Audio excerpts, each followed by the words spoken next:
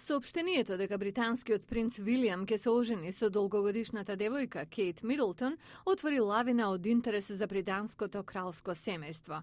Се појавија нови кралски шолји и многу шпекулации за тоа што ќе облече невестата. Нивната пролетна свадба се очекува да привлече 1 милион дополнителни посетители во Британија.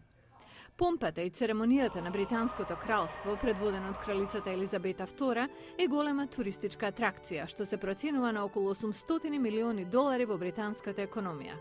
Патриша Јејц е од туристичката агенција во Британија.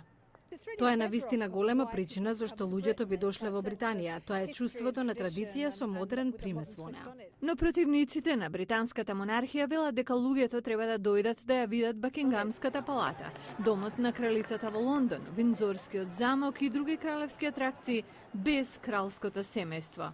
Тие сакаат парламентот да ја поништи монархијата. Ним не им се допаѓа што моќта на владата доаѓа од кралицата, иако таа во главно има церемонијална улога. Таа секоја недела се среќава со премиерот, но се чини дека не се меша во политиката. Грем Смит е од групата Република, што е против монархијата. Монархијата е интегрален дел од нашиот устав и нашиот политички процес. Кралицата е нашиот шеф на државата и според нас тоа е сосема погрешно. Имаше и некои повици сукцесијата да прескокне една генерација, принцот Чарлс да се повлече во корист на неговиот попопуларен син, но тоа не изгледа многу веројатно. Кралицата Елизабета е исто така шеф на држава на 15 други држави и британското кралско семејство не е единственото во светот. Монархија има насекаде низ земјината топка. Кралот Абдула од Саудиска Арабија раководи со едно од неколкуте ројални семејства кои навистина владеат. Се уште има Зулу крал, иако неговото кралство сега е дел од Јужна Африка. Во светот, ројалните семејства имаат многу различни ритуали и различни улоги. Кралскиот коментатор Ричард Фицвилијамс вели.